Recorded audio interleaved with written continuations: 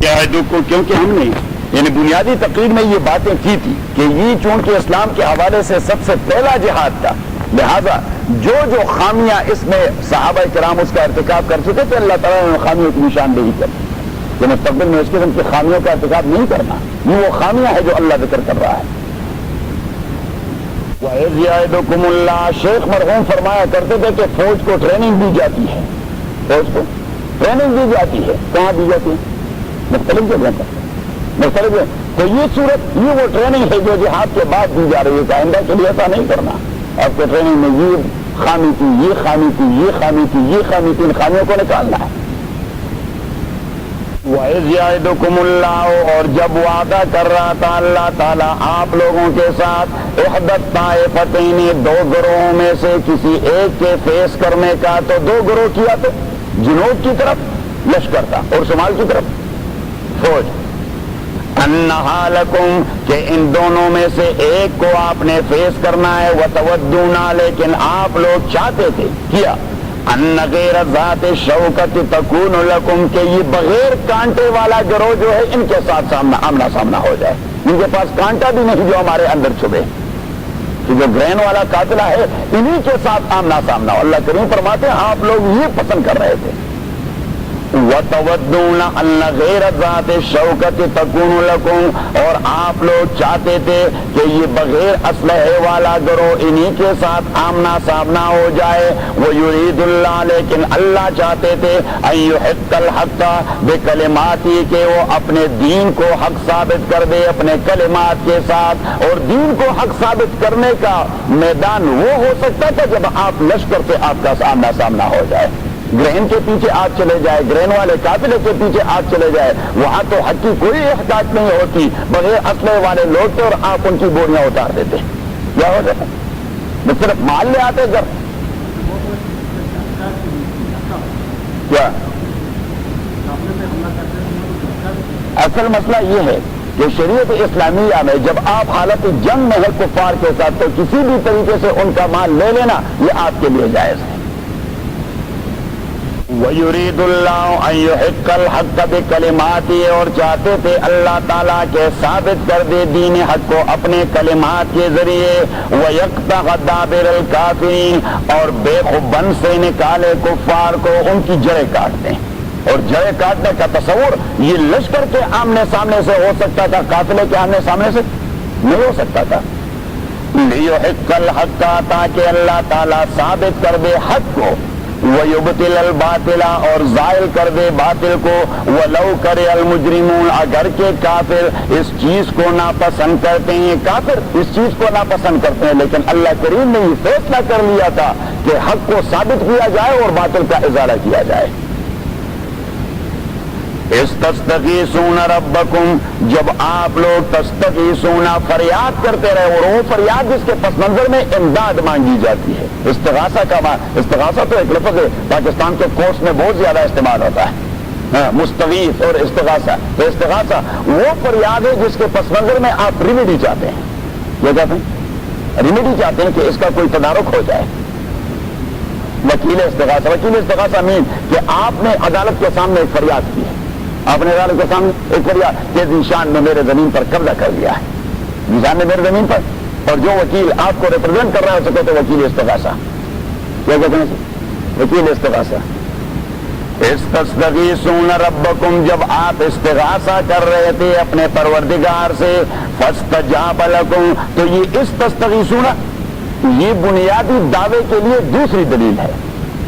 دعویٰ بنیادی کیا تھا اس صورت کا کہ الانفال للہ والرسول، غنیمتیں کس کی ہیں؟ اللہ اور رسول کی۔ کیوں؟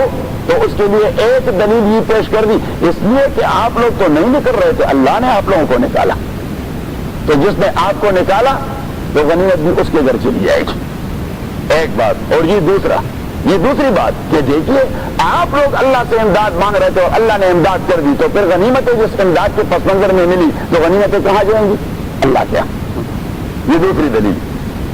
استستغیثون ربکم، جب آپ لوگ فریاد کر رہے تھے اور مدد مانگ رہے تھے اپنے پروردگار سے، فاستجاب لکم، اللہ کریم نے آپ کے فریاد کو قبول فرمایا اور کیا کہا، انی ممدکم کہ میں امداد کرنے والا ہوں آپ لوگوں کے ساتھ بِأَلْفٍ مِّنَ الْمَلَائِكَةِ 1000 فرشتوں سے مردفین جو پے در پے کنٹینیوسلی اور کنزیکٹیولی ایک دوسرے کے پیچھے آتے رہیں گے.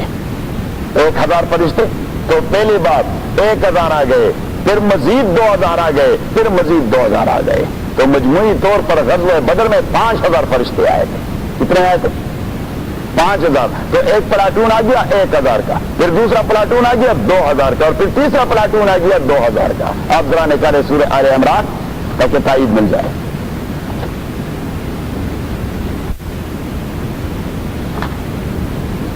تو صاحب ویسے قرآن کمال کی کتاب ہے,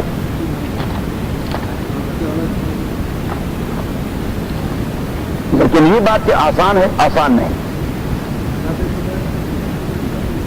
نکالتا ہوں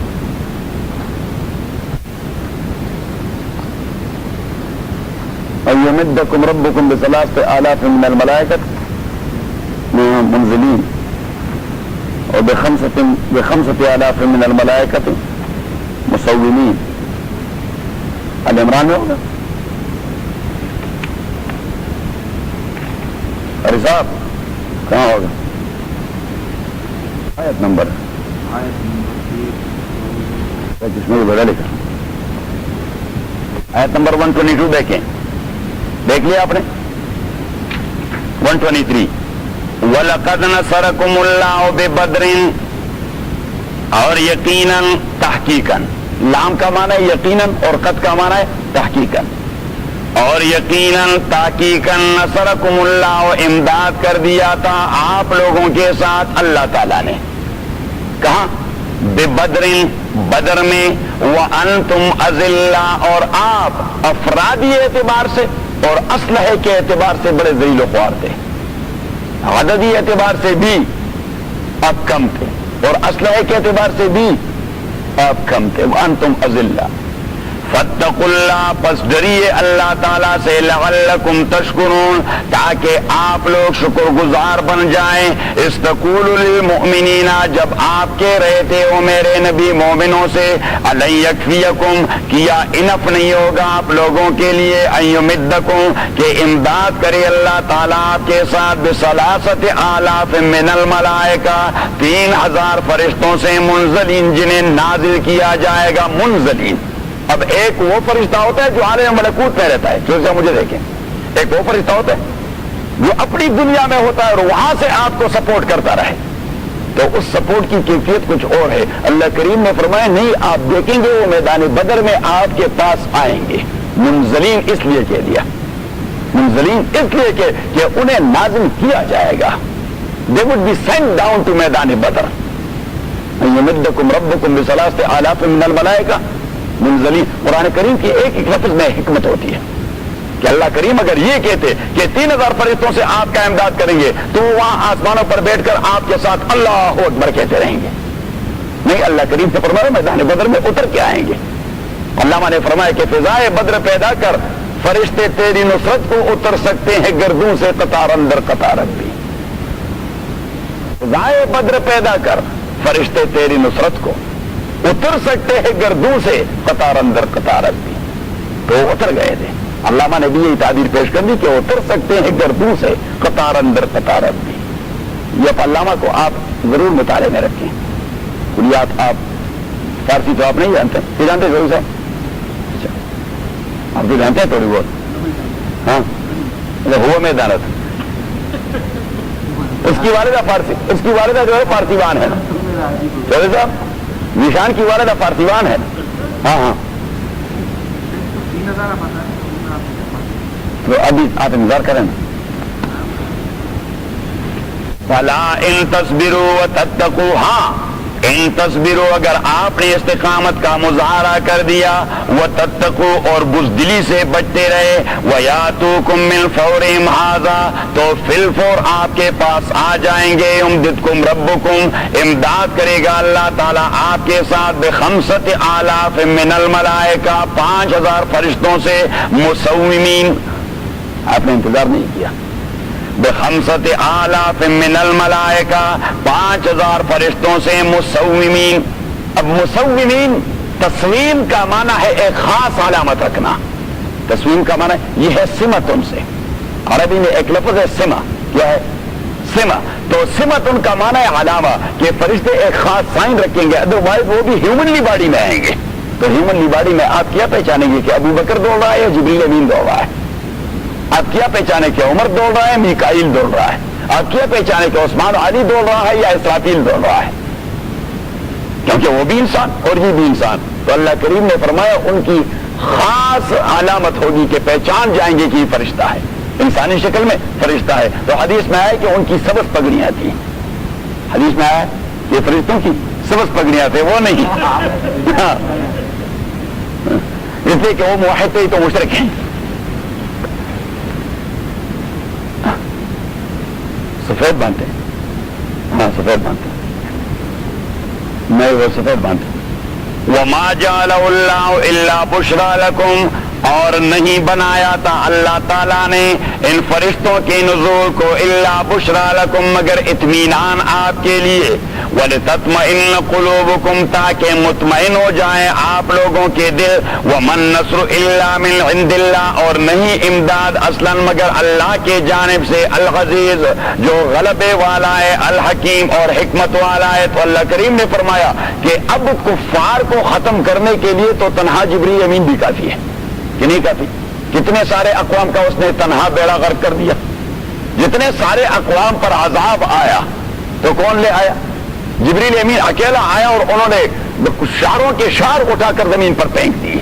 ایک ہی جبریل امین. تو اللہ کریم نے فرمایا آخر 5000 بھجوانے میں حکمت کیا تھی, فقط یہ کہ آپ کو اسٹیبلٹی نصیب ہو, کہ آپ کو استقامت اور استحکام نصیب ہو. تبھی تو علامہ نے فرمایا کہ فضائے بدر پیدا کر, بدر کی فضا ہونی چاہیے. تو فرشتے تیری نصرت کو اتر سکتے ہیں گردوں سے قطار اندر قطار, اب بھی کہ وہ اب بھی آ سکتے ہیں.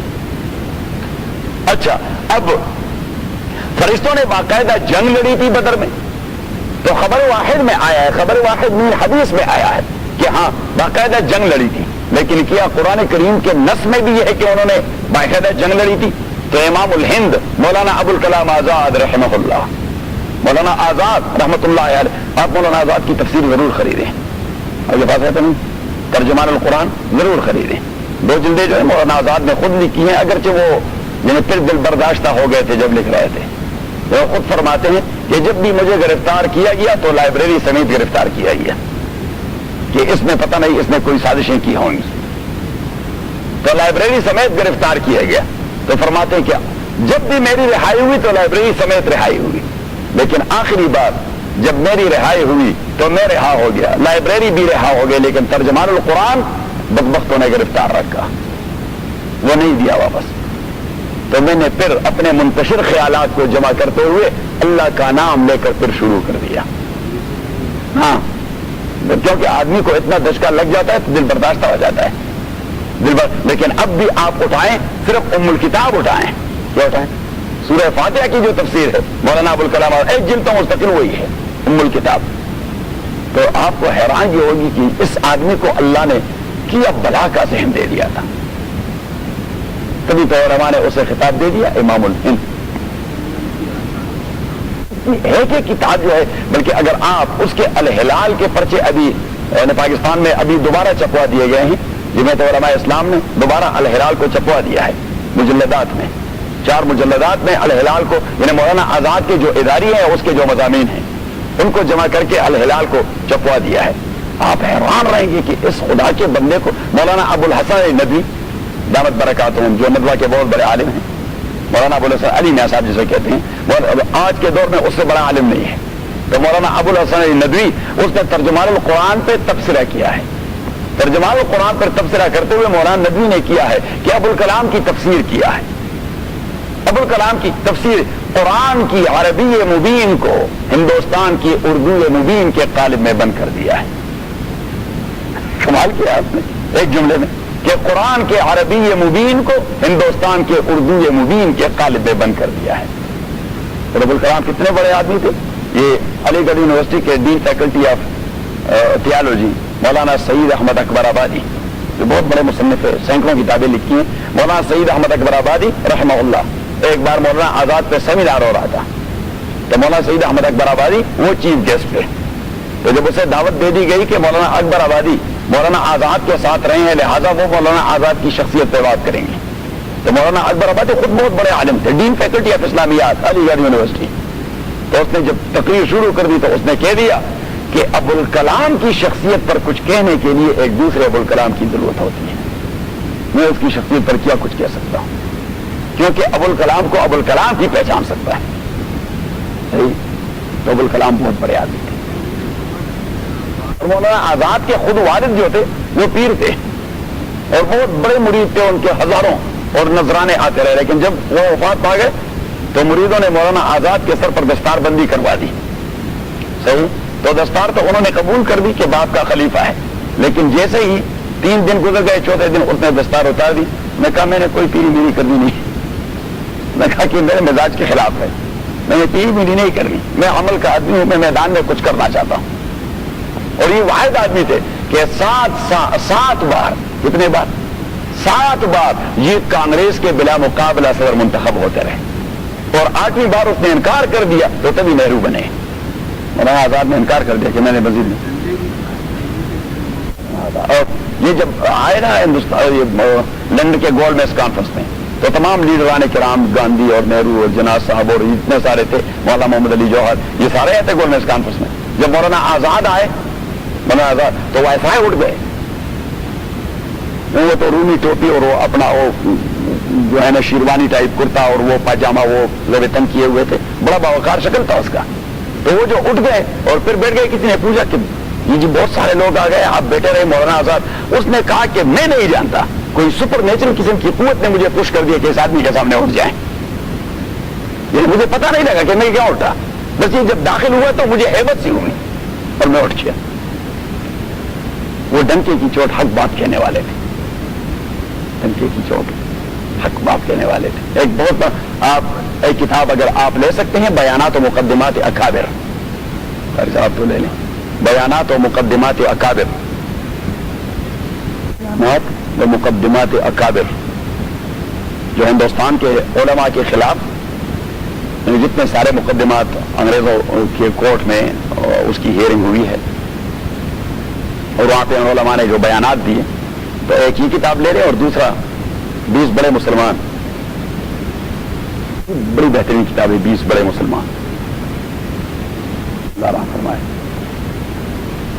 بیانات و مقدمات اکابر میں ایک مشہور مقدمہ جو ہے کنسپیریسی کا, جس میں مولانا آزاد بھی مجرم ہے, مولانا محمد علی جوہر بھی مجرم ہے, مولانا حسین احمد مدنی ہی مجرم نمبر 1, مولانا حسین احمد مدنی رحمۃ اللہ علیہ ہی مجرم نمبر 1, اور دوسرے تھے مولانا ابوالکلام آزاد اور تیسرے مولانا محمد علی جوہر. 7 لوگ تھے اس میں, جس میں مولانا مدنی نے فتویٰ دے دیا تھا کہ انگریز کے فوج میں بھرتی ہونا حرام, انگریز کے پولیس میں بھرتی ہونا حرام, انگریز کے اسکولوں میں جانا حرام.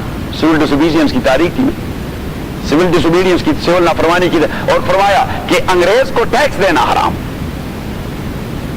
انہوں نے حکومت کو جام کرنا تھا, جام.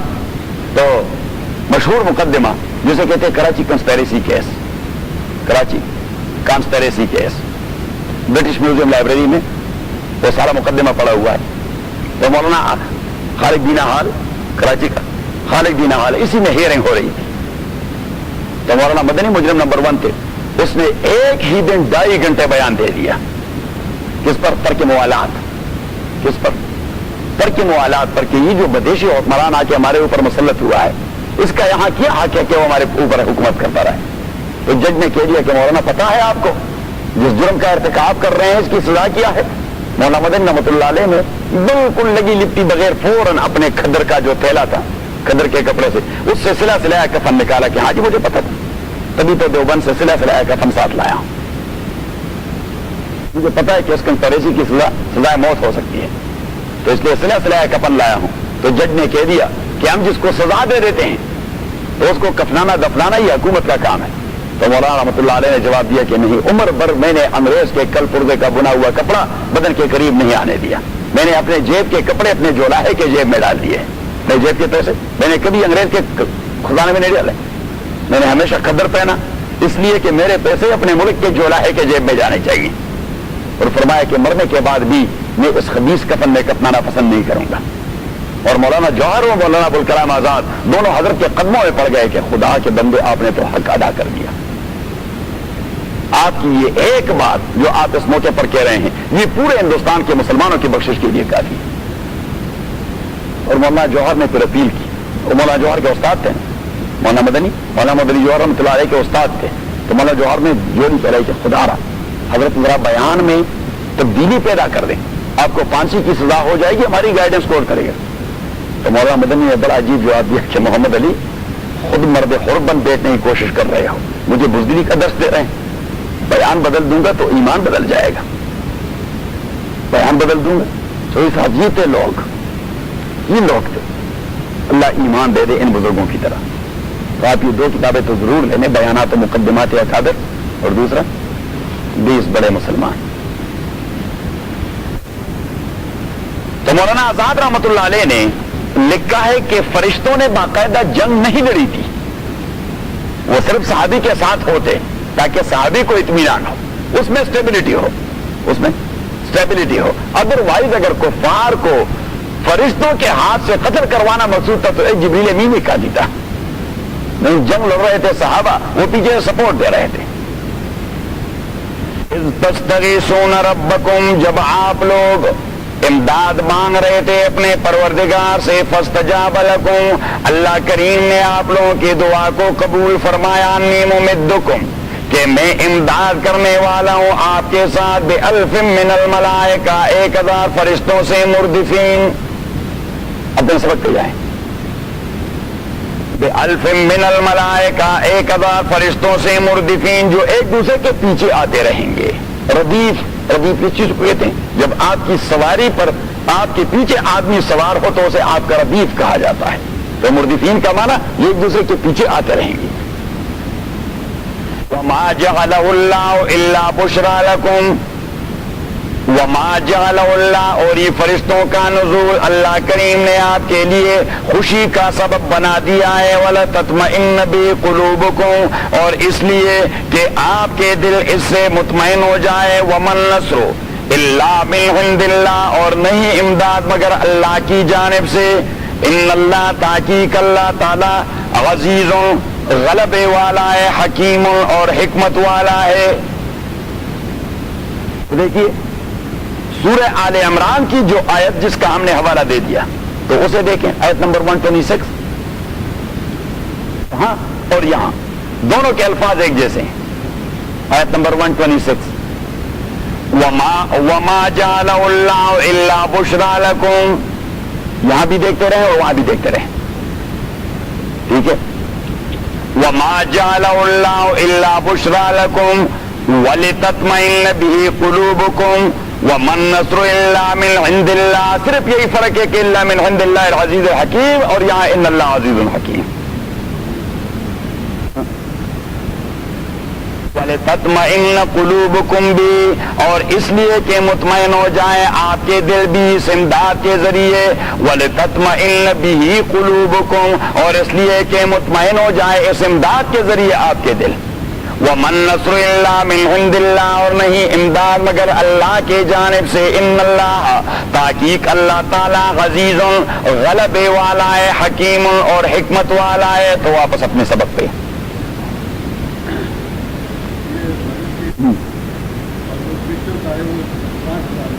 ہاں,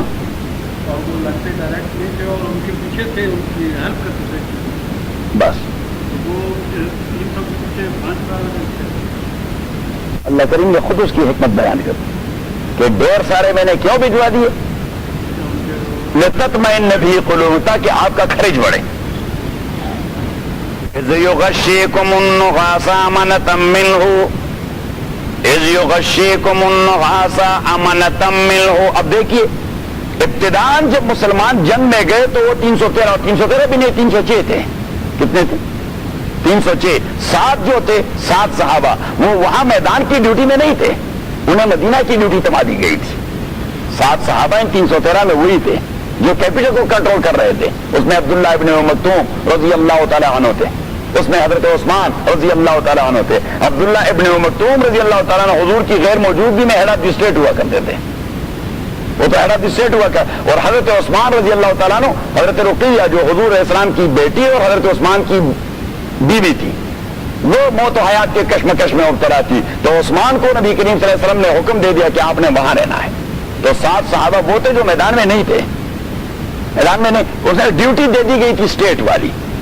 تو نیچے دیکھیں, اب جب ابتدا میں یہ لوگ گئے 300 اور وہاں مقابلے میں فوج تھی 1000, یہ 300 گئے, ان کے پاس صرف 2 یا 3 گھوڑے تھے, اور وہاں پہ ہر ایک آدمی کے ساتھ گھوڑا, بلکہ ابو جہل کے پاس 3 گھوڑے تھے. تنہا کہ اگر ایک تک گئے تو دوسرے پر سوار ہو جاؤں. سرداروں کے پاس 2-2, 3-3 گھوڑے ہوا کرتے تھے, 2-2, 3-3 گھوڑے ہوا کرتے تھے. شمار کے چند تلوار تھے مسلمانوں کے پاس, اور باقی معمولی استعمال کا تیر کمان, اور ان کے پاس عصر کا اور اپنے زمانے کا سب سے بہترین اسلحہ F-16 تھے ان کے پاس, اور پھر اسکڈ تھے, اور پھر اسٹنگر تھے, اور پھر ٹاما ہاک تھے. اس دور کے جو بھی تھے سب اسٹینڈرڈ قسم کا اسلحہ ان کے پاس تھا. تو جب مسلمانوں نے دیکھ لیا تو انہوں نے کہا کہ بات کی دنیا میں تو ان کے ساتھ لڑنا ممکن نہیں ہے. تو اللہ کریم نے فرمایا کہ میں نے آپ لوگوں کے اوپر اونگ کی ایک چادر ڈال دی. آدمی جب سٹریس میں ہو جاتا ہے تو ڈاکٹر بھی انہیں ڈائزپام دے دیتا ہے کہ ڈائزپام 5 ملی گرام آپ کھائیں, تو آدمی ذرا آرام کر جاتا ہے. جب سٹریس میں ہو جاتا ہے تو ہم 3 دے دیتے ہیں تو ٹھیک ہو جاتا ہے. تو اللہ کریم نے فرمایا کہ آپ لوگ جب انڈر سٹریس ہو گئے کہ ان سے لڑنا یہ تو بڑا مشکل کام ہے, تو میں نے آپ لوگوں کو ڈائزپام کھلایا, میٹیریل نہیں, فزیکل ڈائزپام نہیں, اسپرچل ٹائپ کی, تو وہ ساروں کو نیند آ گئی.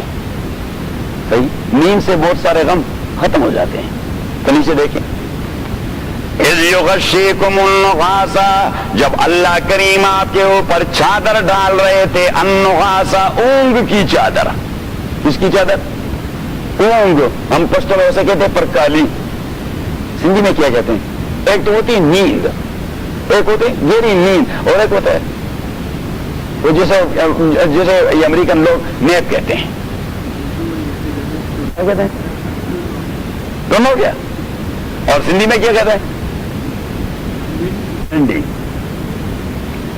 اور صاحب کے پنجابی میں کیا کہتا ہے؟ اچھا, اذ یغشیکم النعاس امنۃ منہ, جب آپ کو یغشیکم النعاس, چھپا رہے تھے, آپ کے اوپر چادر ڈال رہے تھے اللہ تعالیٰ, النعاس, اونگ کی چادر.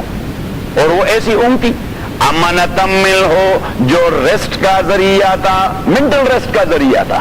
امنۃ من ذا امنۃ منہ, جو آپ کے دماغی ریسٹ کا ذریعہ تھا کہ آپ کی دماغ ذرا ریسٹ کرے کہ آپ ٹھیک ٹھاک ہو جائیں. وَيُنَزِّلُ عَلَيْكُم مِّنَ السَّمَاءِ مَاءً. اب دیکھیے جی, مجھے دیکھیے, یہ شام سے قافلہ آ رہا ہے, یہ راستہ ہے. پھر صاحب مجھے دیکھیں, یہ شام سے قافلہ آ رہا ہے مکے کی طرف, یہ مکے کا راستہ ہے. یہ ذرا اس طرف, یہ مدینہ کا شہر ہے, یہ مدینہ کا, شام شمال کی طرف, مکہ جنوب کی طرف. مکہ, یہاں سے مسلمان روانہ ہو گئے, یہاں پہ آ رہے تھے بدر پر, یہاں بدر پہ پہنچ گئے. 160 مائل ہے مدینہ منورہ سے. کہاں؟ کافی دور ہے, 160 میل ہے. تو وہاں پہ مشرکین کے لشکر نے پڑاؤ ڈال دیا تھا.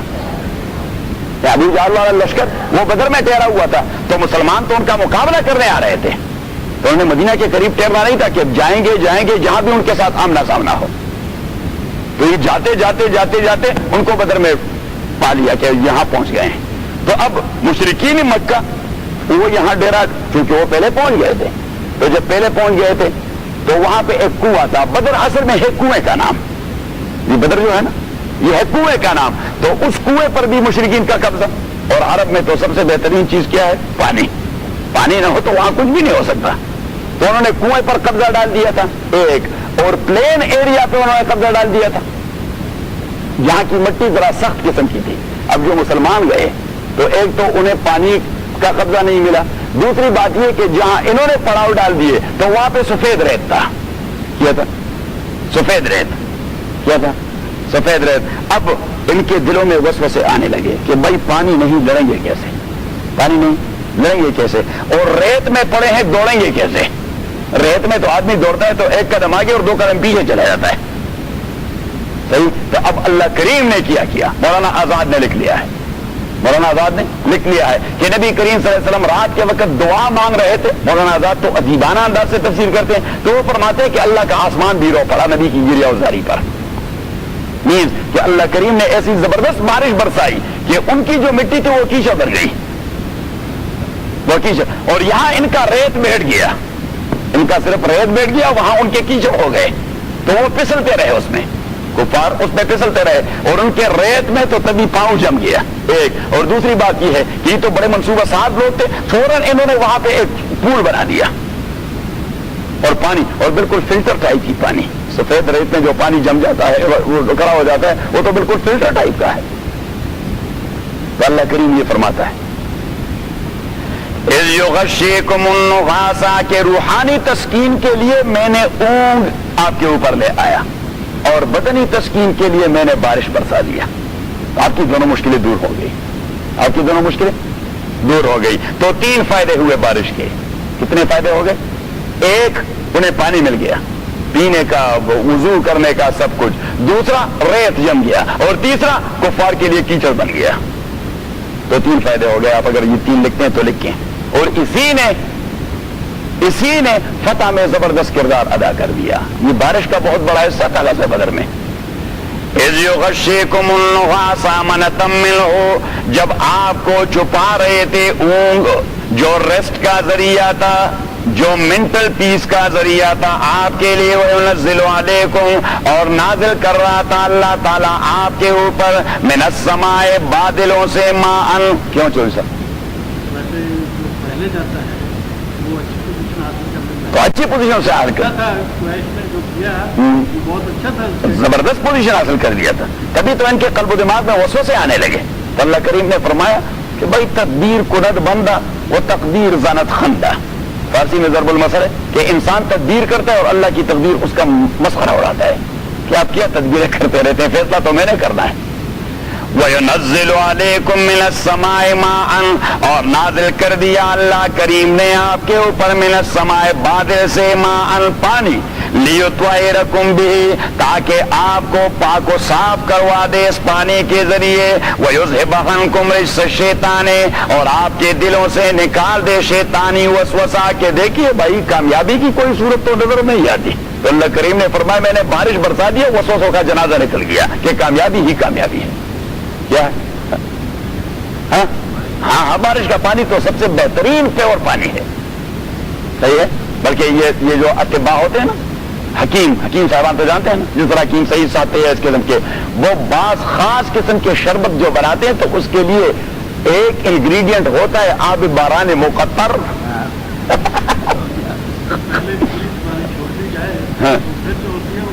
ہاں, وہ تو بہت صاف ستھرا پانی ہوتا ہے, کیونکہ یہ جو ہوتا ہے نا یہ تو ایواپوریشن ہوتا ہے. اب تو سائنسدان آدمی ہے, یہ تو ویپرز اٹھ جاتے ہیں. اب ویپرز یعنی ہوا واپس پانی میں کنورٹ ہو کے جو نیچے اتراتا ہے وہ تو سب سے صاف ترین پانی ہوتا ہے.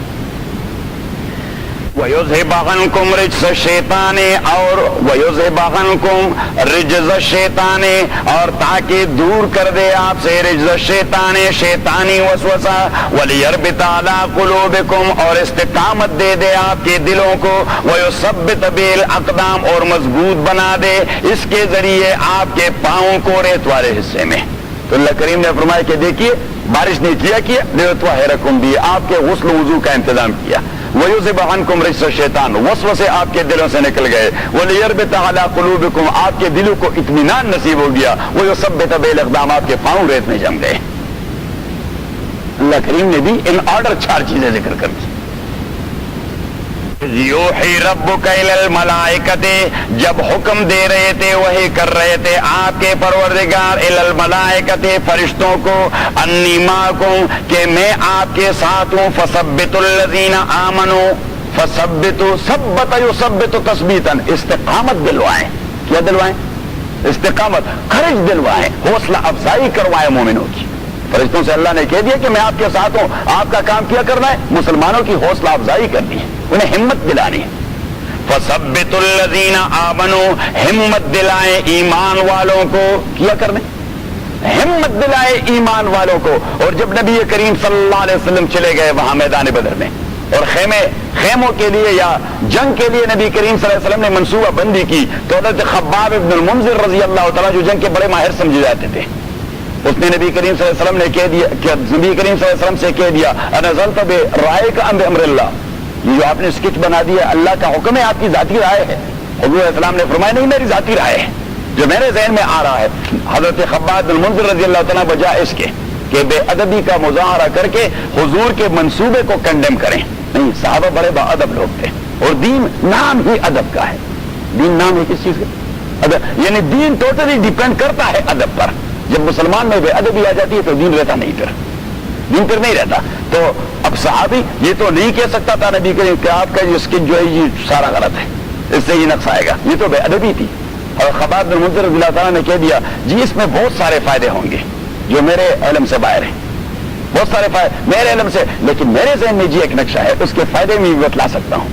حضور صلی اللہ علیہ وسلم نے فرمایا فہاتی بھی، خباب وہ بتا دیں، اور خباب رضی اللہ تعالیٰ نے ایک نقشہ کھینچ لیا کہ یہاں پہ یہ، یہاں پہ یہ، یہاں پہ یہ، یہاں پہ یہ، یہاں پہ یہ۔ نبی کریم صلی اللہ علیہ وسلم اس سے کنونس ہو گئے اور فوراً آپ صلی اللہ علیہ وسلم نے صحابہ سے کہہ دیا کہ خباب نے جو نقشہ کھینچ دیا اس انداز سے ہم لشکر ترتیب دیں گے۔ تو خباب بن المنذر رضی اللہ تعالیٰ کی رائے پر حضرت نبی کریم صلی اللہ علیہ وسلم نے اس انداز سے لشکر ترتیب دی، اور آپ صلی اللہ علیہ وسلم کا خیمہ درمیان میں لگا دیا گیا، درمیان میں لگا۔ رات عشاء کی نماز سے فارغ ہو کے، رمضان کا مہینہ تھا، کس کا مہینہ تھا؟ رمضان کا۔ تو نبی کریم صلی اللہ علیہ 17 رمضان، تو نبی کریم صلی اللہ علیہ وسلم نے حضرت عبد الرحمن ابن عوف رضی اللہ تعالیٰ کو اپنا دربان بنا دیا، دربان بنا دیا۔ وہ ہاتھ میں تلوار لیے حضور علیہ السلام کے ٹینٹ کے دروازے پر کھڑے۔ حضور علیہ السلام نے حضرت عبد الرحمن سے کہہ دیا کہ لا يدخلن علی اليوم احد، کہ آج کی رات میرے ٹینٹ میں کوئی نہ آئے۔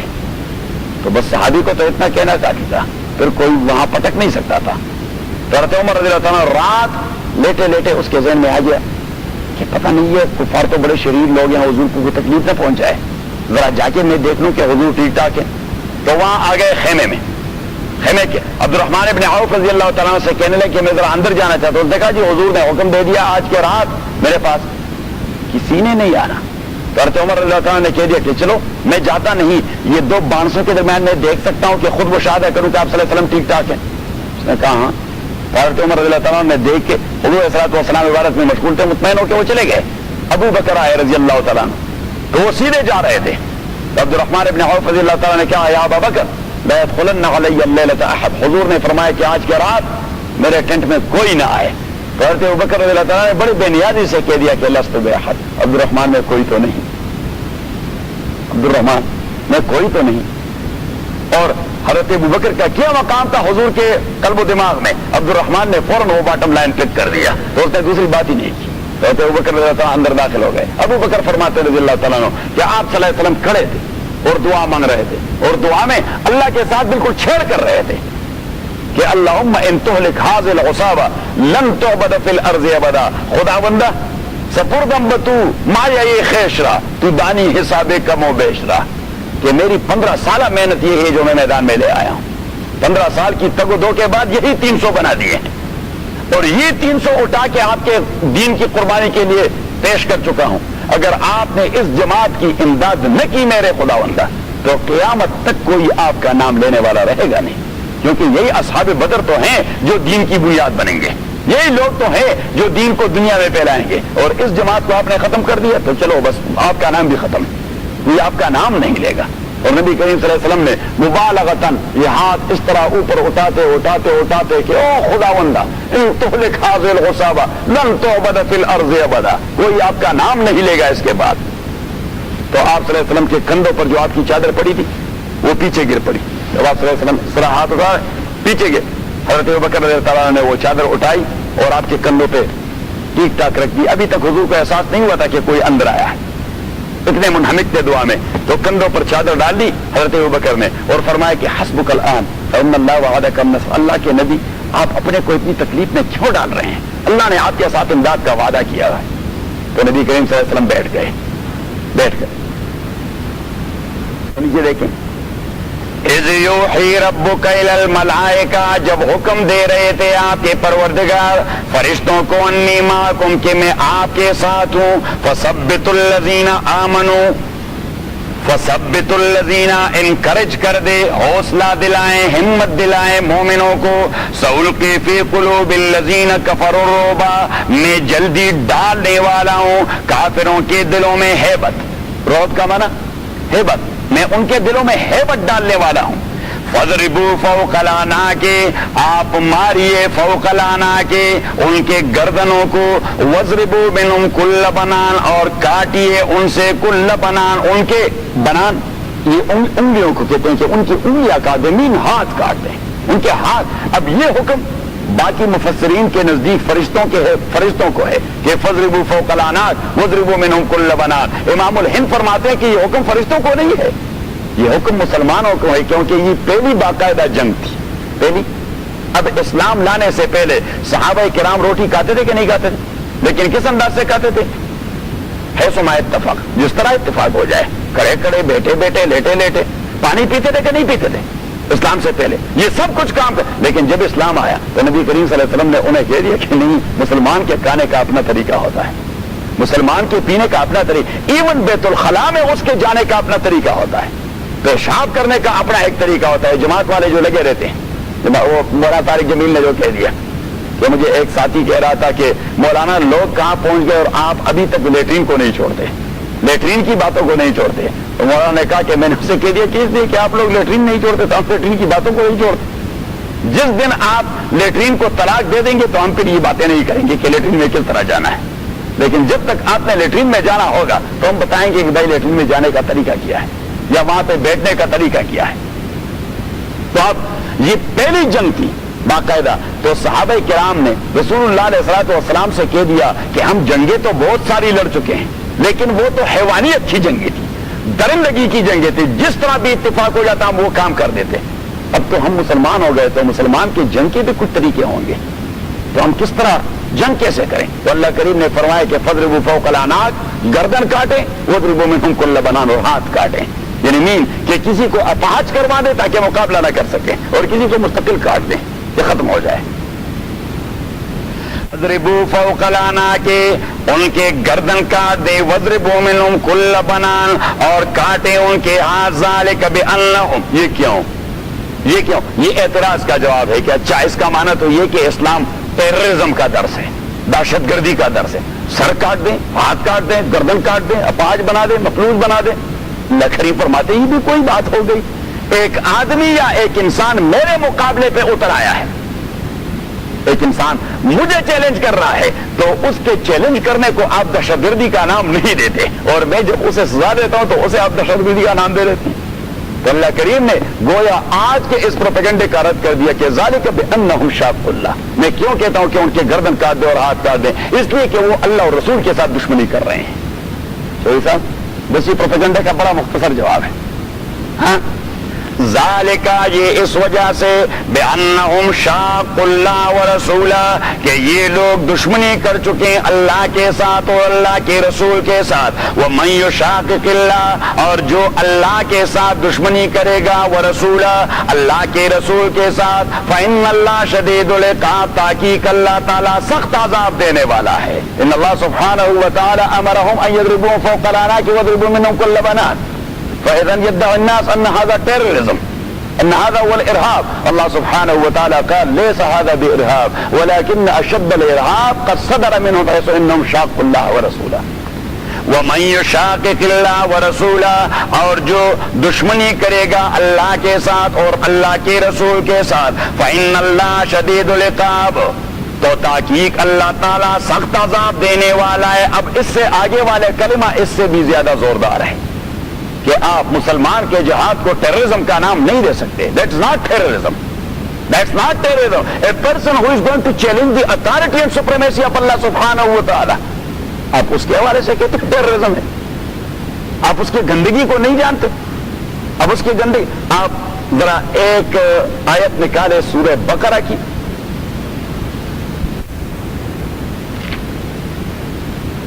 سورہ بقرہ دیکھ لیا، آیت نمبر 215۔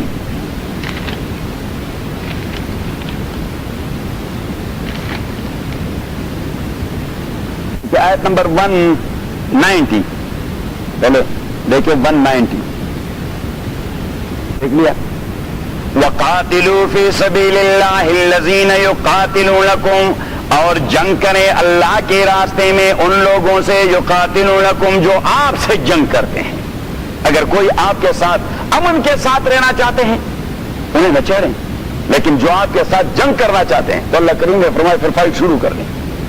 وَقَاتِلُوا فِي سَبِيلِ اللَّهِ الَّذِينَ يُقَاتِلُونَكُمْ وَلَا تَعْتَدُوا, آپ ٹرانسگریشن نہ کریں, آپ زیادتی نہ کریں. ان اللہ لا يحب المعتدین, اللہ تعالیٰ پسند نہیں کرتا اعتداء کرنے والوں کو.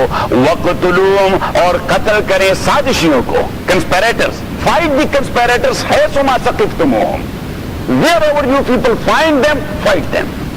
کیونکہ اگر آپ سازشی کو چھوڑ دیتے ہیں, if you will leave the sazishi and the conspirator to launch his conspiracy, what will be the ultimate consequences?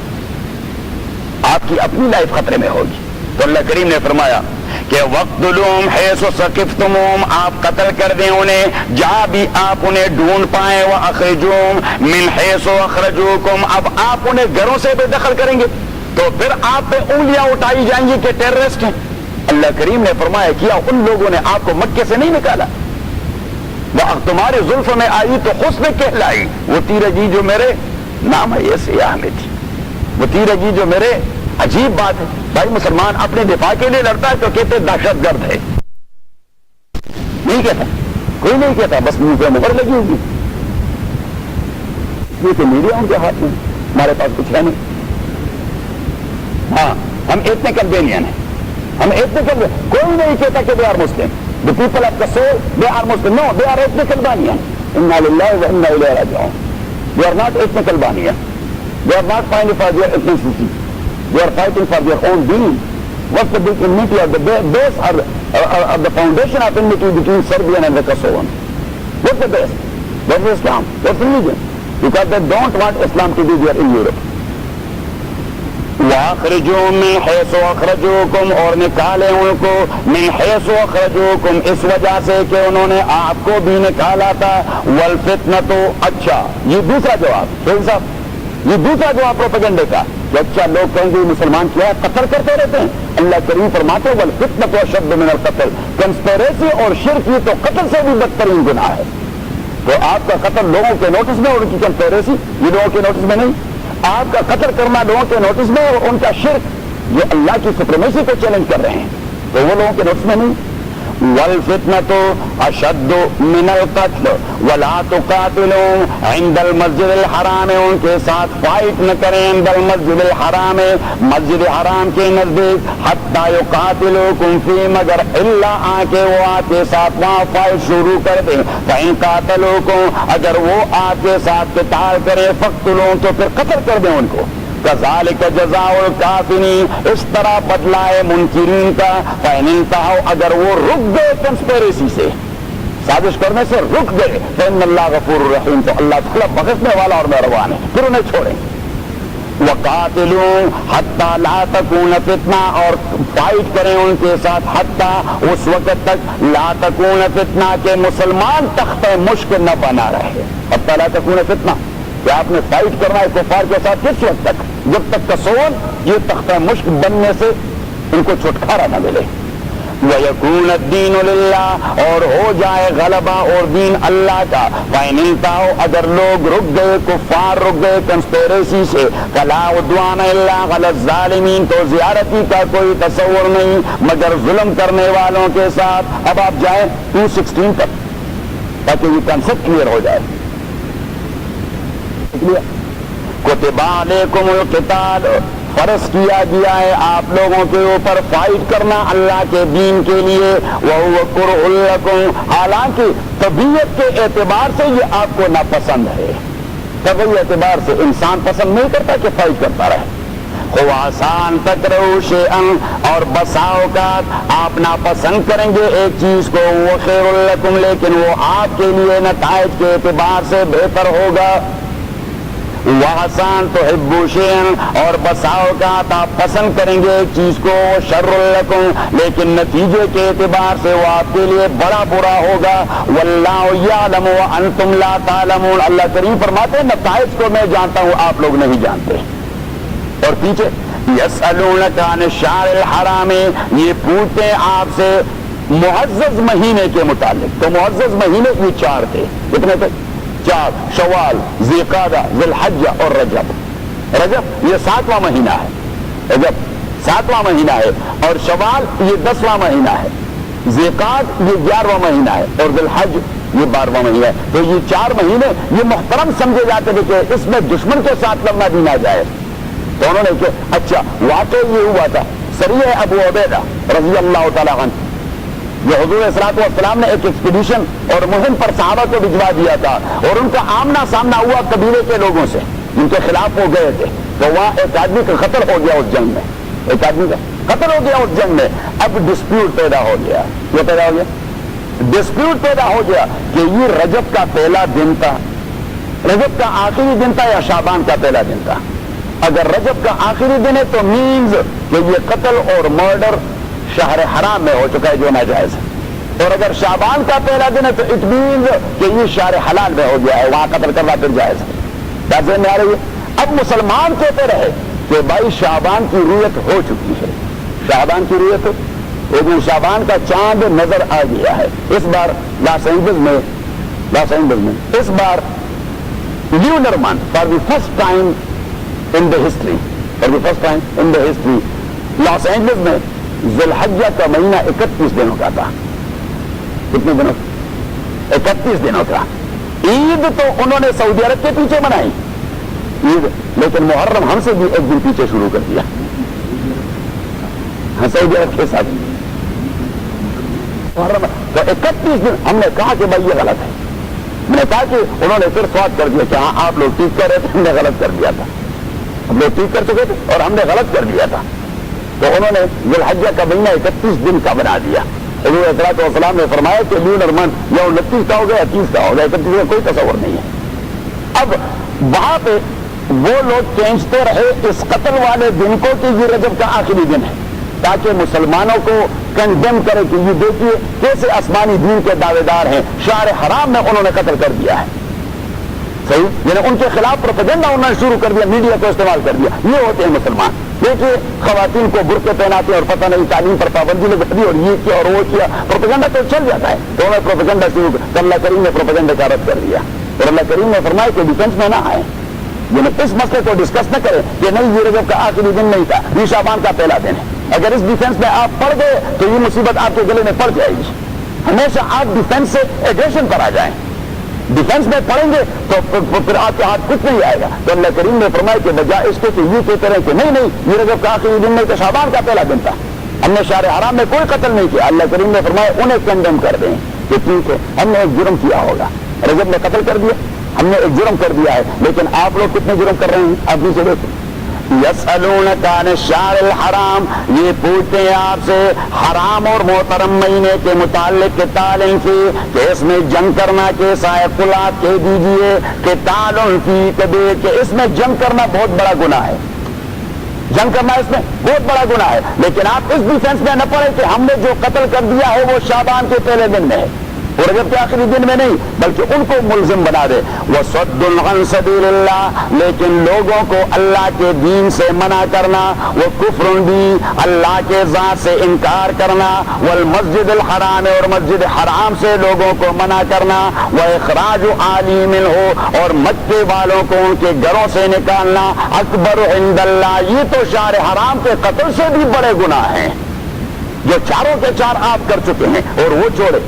والفتنۃ اکبر من القتل، اور شرک کرنا اللہ کے ساتھ یہ تو قتل سے بدرجہ ہاں بدترین گناہ ہے.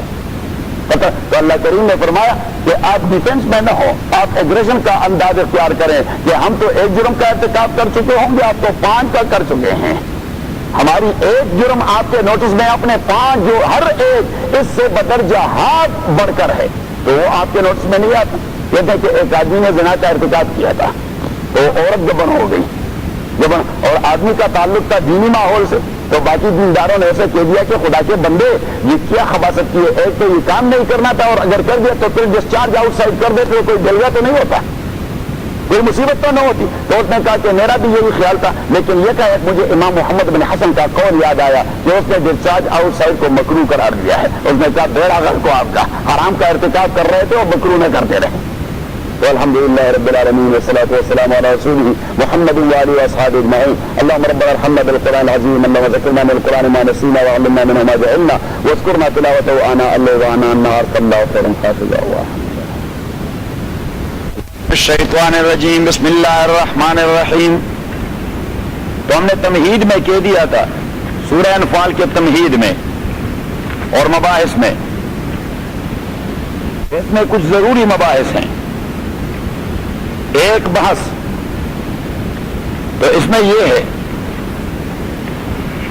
کہ اس جنگ میں جتنی ساری خامیاں وہ صحابہ کرام سے جو نقصانات سرزد ہوئے تھے کیونکہ پہلی جنگ تھی، تو اس صورت میں ان خامیوں کی نشاندہی کی گئی ہے کہ آئندہ کے لیے یہ خامیاں آپ کو بہت بڑا نقصان پہنچا سکتی ہیں، تو ان خامیوں کا آئندہ کے لیے اعادہ نہ ہو۔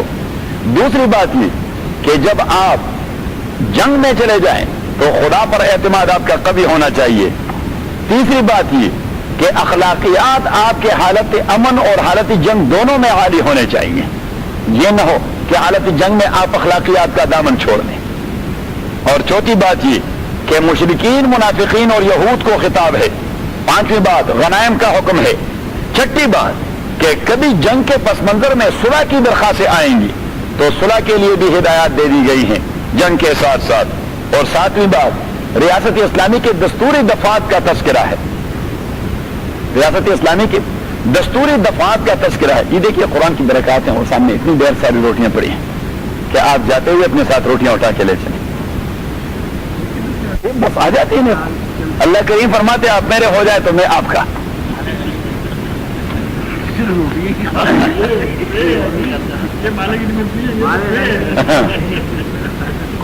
تو اب یہ پہلا قاعدہ ہے جنگ کے متعلق، یہ جو اب آیت آ رہی ہے آیت نمبر 15، یہ جنگ کے متعلق پہلا قاعدہ اور پہلا رول اللہ تعالیٰ دے رہا ہے۔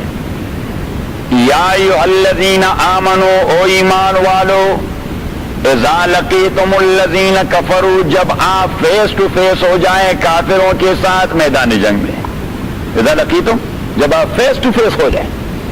اذا لقیتم الذین کفروا، جب آپ فیس ٹو فیس ہو جائیں، آپ کا آمنا سامنا ہو جائے کفار کے ساتھ میدان جنگ میں، ضعفاً، میدان جنگ میں ضعفاً مقابلہ کرنے، ضعفاً مقابلہ کرنے، فلا تولوہم الادبار، تو آپ اپنی پیٹھ نہ پھیرا کریں ان کی جانب، مینز آپ دور نہ لگائیں، پھر آپ بے جگری سے لڑیں۔ فلا تولو، تو آپ نہ مڑائیں ان کی جانب، الادبار، اپنے پیٹھ کو، مینز کہ آپ فیس ٹو فیس پر لڑتے رہیں، آپ دوڑے نہ، بھاگے نہ۔ وَمَن يُوَلِّهِمْ يَوْمَئِذٍ دُبُرَهُ، اور جس نے بھی اپنا منہ پھیر لیا اسی دن جنگ کے دوران، تو اس کا جواب پیچھے آ رہا ہے، فَقَدْ بَاءَ بِغَضَبٍ مِّنَ اللَّهِ، وہ اللہ کے غصے کا مستحق ٹھہرا، اللہ کے غضب کا مستحق ٹھہرا، کہ لڑ رہا ہے اللہ کے لیے اور بھاگ بھی رہا ہے، لڑ رہا ہے اللہ کے لیے اور بزدلی کا مظاہرہ بھی کر رہا ہے۔ دوسری جگہ بات گزر گئی تھی کہ اللہ کریم نے فرمایا کہ ان تکونوا تعلمون فانہم یعلمون کما تعلمون، غالباً سورہ آل عمران میں۔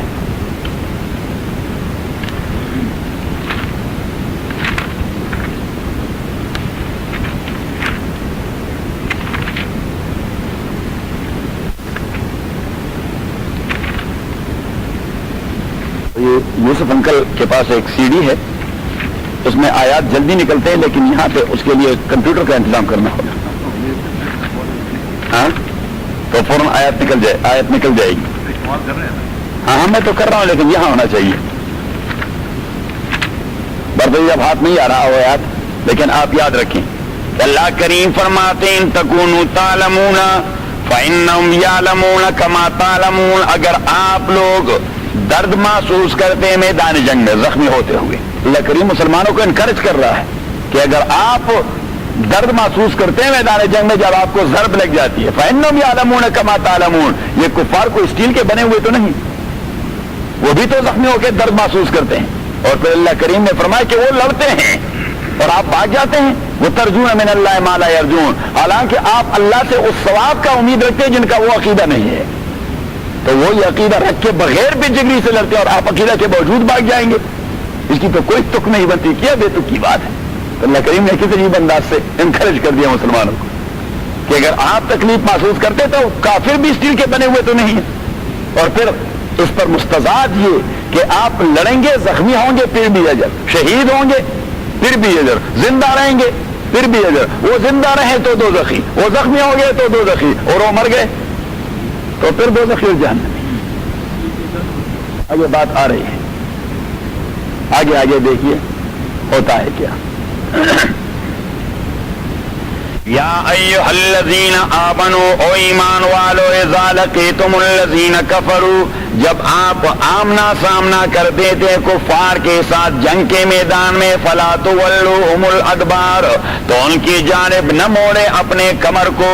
ومن یولہم یومئذ دبرا، اور جس نے بھی موڑ دیا اسی دن دبرو، اپنا کمر ان کی طرف، مین کے پیٹ کر کے بھاگ پڑا. فقد باء بغضب من اللہ، وہ مستحق ہو گیا اللہ کے غضب اور اللہ کے غصے کا. البتہ درمیان میں ایک ایکسیپشن اللہ تعالیٰ نے رکھ دی، ایک ایکسیپشن میں نے انٹینشنلی چھوڑ دی. اب دیکھیں آیت کو کہ وَمَن يُوَلِّهِمْ يَوْمَئِذٍ دُبُرَهُ، تو میں نے درمیان میں الفاظ چھوڑ دیے اور گیا بعد میں کہ فقد باء بغضب من اللہ، جس نے بھی منہ موڑ لیا وہ اللہ کے غضب اور غصے کا مستحق رہا. There is an exception، اور وہ ایکسیپشن کیا ہے الا متحرفا لقتال، مگر یہ کہ اس نے پیٹ موڑ لیا ہو قتال اور فائٹ کے لیے، کوئی ہیلا بنا رہا ہو، قتال اور فائٹ کے لیے کوئی ہیلا بنا رہا ہو کہ بھائی دوڑ لگائے تاکہ وہ ہمارے پیچھے آ جائے اور ہم دائرہ لگا دیں ان کے اردا گرد، گرفتار کروا دیں. تو اسے کہتے ہیں متحرفا لقتال. تو یہ بھی دوڑنا ہے کہ یہ جائز ہو گیا ناجائز. تو اللہ کریم نے فرمایا that is tactics of fights, یہ فائٹ کے ٹیکٹکس ہیں. تو اس لیے اللہ نے درمیان میں دیکھیے جزاء ومن یولہم یومئذ دبرا، دیٹس کنڈیشن، دیٹس شرط، دیٹ از شرط. جس نے اس دن پیٹ اور منہ موڑ دیا تو اس کا جزا بعد میں ذکر کر دیا فقط باء بغضب من اللہ، وہ اللہ کے غصے کا مستحق ٹھہرا. درمیان میں ایکسیپشن لگا دی کہ ہاں البتہ اگر آپ کا دوڑ لگانا وہ جنگ کے ہیلے کے حوالے سے ہو، آپ کوئی ہیلا بنوا رہے ہوں، فائٹ کی اسٹریٹجی ہے کہ فائٹ اسٹریٹجی کے لیے آپ کر رہے ہوں. ایک او متحیزا الی فئۃ، یا آپ جا رہے ہوں الی فئۃ، اپنے گروپ اور پلاٹون کے، یعنی آپ پنس گئے ہیں کفار کے سامنے، آپ پنس گئے، آپ دوڑ نہ لگائے تو مر جاؤ گے. 100 لوگ آپ کے اوپر وہ چپٹ پڑے ہیں اور آپ نے دوڑ لگائی، لیکن اس حوالے سے نہیں کہ بزدلی نکال رہے ہیں متحیزا الی فئۃ، تاکہ میں اپنے پلاٹون کے پاس پہنچ کر ان کا مقابلہ کر سکوں. تو اللہ کریم نے دو ایکسیپشن لگا دی، ایک یہ کہ آپ اپنے پلاٹون کے پاس پہنچنا چاہتے ہیں، اور دوسرا یہ کہ آپ فائٹ اسٹریٹجی کے طور پر اس دوڑ کو استعمال کر رہے ہیں. تو یہ ایک طریقہ اللہ کریم نے ایک قاعدہ بنا دیا، بتا دیا. نیچے دیکھیں فقد باء بغضب من اللہ، وہ مستحق تیرا اللہ کے غصے اور غضب کا. ومأواہ جہنم، اس کا ٹھکانہ جہنم ہے. وبئس المصیر، اور بہت بری جگہ ہے جہنم. اشتیاق صاحب آپ روٹیاں ساتھ اٹھائیں، ریاض صاحب کو بھی دے دیں اور اپنے لیے اس کو بھی دے دیں، اپنے لیے بھی لے چلیں کیونکہ یہ ضائع ہو جائیں گے. پھر فَلَمْ تَقْتُلُوهُمْ وَلَكِنَّ اللَّهَ قَتَلَهُمْ. فَلَمْ تَقْتُلُوهُمْ، یہ ایک خدشے کا جواب ہے. کس کا جواب ہے؟ ایک خدشے کا جواب کہ اللہ کریم نے فرمایا الانفال للہ والرسول، غنیمت استحقاق اللہ کا اور اللہ کے رسول کا، اس لیے کہ آپ جانب شمال جا رہے تھے، اللہ نے آپ کو جنوب کی طرف لگا دیا. ایک بات. اور دوسری بات اس لیے کہ اللہ کریم نے آپ کو سپورٹ دینے کے لیے فرشتے بھجوا دیے. تو جنگ آپ جیت چکے تھے فرشتوں کے سپورٹ کی وجہ سے. تو غنیمت ہے کس کی؟ جس نے فرشتے بھجوا دیے ہیں، جس نے فرشتے بھجوا دیے ہیں. تو غنیمت ہے اس کا حق اور اسی کا استحقاق. یہ دوسری بات. اور تیسری بات اللہ کریم نے خدشے کا ازالہ کر دیا کہ اچھا وہ جو مر رہے تھے آپ قتل کروا رہے تھے، یہ جو بڑے بڑے وڈیرے مر رہے تھے، ابو جہل گر رہا تھا، ابو جہل گر رہا تھا، دوسرا سردار گر رہا تھا، تیسرا سردار گر رہا تھا، آپ تھے ان کو مروانے والے، آپ تھے؟ اللہ کریم نے فرمایا نہیں، آپ نہیں تھے، یہ میں تھا کہ جو انہیں مروا رہا تھا۔ فلم تقتلوہم، آپ قتل نہیں کر چکے ان کفار کو، ولکن اللہ قتلہم، لیکن اللہ تعالیٰ نے ان کو مروایا، ان کو قتل کروایا۔ وما رمیت اذ رمیت ولکن اللہ رما، اور آپ وما رمیت، رمی کا معنی ہے تیر مارنا یا ضرب کاری، وما رمیت، اور آپ ضرب نہیں لگا رہے تھے، اذ رمیت، جب آپ لگا ہی رہے تھے، ولیکن اللہ رما، actually you people have been supported by اللہ سبحانہ وتعالی، تبھی تو آپ اتنے بڑے جرنیلوں کو مار رہے تھے، ادروائز ان جرنیلوں کو مارنا یہ آپ لوگوں کے بس کی بات نہیں تھی۔ You people have been supported by the فرشتاز آف اللہ سبحانہ وتعالی، تو ایکچولی وہ ضرب اللہ لگا رہا تھا۔ بات سمجھ میں آ رہی ہے؟ یہ مسلمانوں کی اصلاح کی جا رہی ہے۔ کیا کی جا رہی ہے؟ اصلاح کی جا رہی کہ کہیں آپ اپنے اوپر نازان نہ ہو کہ بھائی ہم نے تو کمال کر کے دکھایا، اور پیچھے ایک جگہ آ رہا ہے اللہ کریم نے فرمایا لقد نصرکم اللہ فی مواطن کثیرہ ویوم حنین اذ اعجبتکم کثرتکم فلم تغن عنکم شیئا وضاقت علیکم الارض بما رحبت۔ اللہ کریم نے فرمایا کہ اچھا آپ نے حنین کا موقع نہیں دیکھا؟ لقد نصرکم اللہ فی مواطن کثیرہ، اللہ نے بہت ساری جنگوں میں آپ کو سپورٹ دے دی اور آپ کامیاب قرار پائے۔ ویوم حنین اذ اعجبتکم، لیکن غزوہ حنین میں کہاں؟ غزوہ حنین میں، یہ ایک وادی ہے، ویلی ہے طائف اور مکہ کے درمیان، کہ غزوہ حنین میں جب کفار 4000 تھے اور اب 12000، مسلمان کتنے تھے؟ اور مسلمان 12000 اور کفار 4000، تو انہوں نے کہہ دیا کہ بھائی بدر میں ہم 300، یہ 1000 ہم نے کتنا دوڑایا تھا، اور آج تو ہم 12000 ہیں اور یہ 4000، ان کی دوڑ کا پتہ لگے گا آج کہ یہ۔ تو اللہ کریم نے فرمایا جب آپ لوگ زون میں آئے، وضاقت علیکم الارض بما رحبت، پھر آپ لوگوں کو دوڑ لگانے کا راستہ معلوم نہیں تھا کہ بھاگے تو کس طرف بھاگے۔ فلم تغن عنکم شیئا وضاقت علیکم الارض بما رحبت، آئندہ کے لیے اس طرح نہ کریں، مغرور نہ ہو، اپنے مقدر پہ انادان۔ اللہ نے کہہ دیا ہے کہ آپ کیا غرور کا مظاہرہ کر رہے ہیں، تو یہاں پہ اللہ کریم نیت کی اصلاح کروا رہا ہے۔ فلم تقتلوہم ولکن اللہ قتلہم، آپ قتل نہیں کر چکے تھے، ولکن اللہ قتلہم، لیکن اللہ تعالیٰ نے قتلہم قتل کر دیا تھا ان کو۔ وما رمیتا اذ رمیتا، اور آپ نے ضرب نہیں لگائی تھی، اذ رمیتا، جب آپ نے ضرب لگائی، ولکن اللہ رما، لیکن اللہ تعالیٰ نے ضرب لگائی تھی۔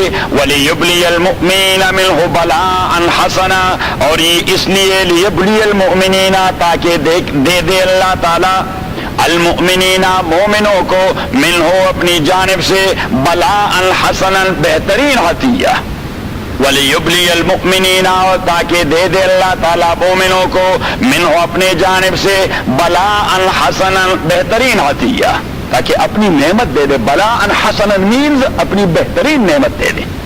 کہ اللہ کریم نے ان کو مروایا کیوں؟ تاکہ آپ کو پہلے ہی مرحلے میں فتح اور کامیابی نصیب ہو، اس سے بڑھ کر انعام کوئی دوسرا نہیں ہو سکتا۔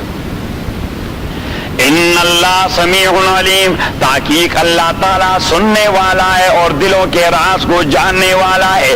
ذالکم، یہ تو ہوئی بات، ذالکم اللہ کریم نے فیصلہ، یہ تو ہوئی بات، ذالکم یہ تو ہوئی بات، وَأَنَّ اللَّهَ مُوهِنُ كَيْدِ الْكَافِرِينَ، اور تحقیق اللہ تعالیٰ موہن کے دل کافرین، کمزور کرنے والا ہے کفار کے تدبیر کو۔ یہی بات ہوئی کہ اللہ کریم کافروں کے تدبیر کو کمزور کرتا ہے، آپ لوگ نہیں کروا سکتے، وہ بڑی تدبیر بنا چکے تھے، لیکن یہ بات ہوئی کہ اللہ کریم ان کے تدبیر کو ضعیف کرنے والا تھا، کمزور کرنے والا تھا، شکست دینے والا تھا۔ ان تستفتحوا فقد جاءکم الفتح، اب یہ خطاب ہے کفار سے، یہ خطاب کس سے ہے؟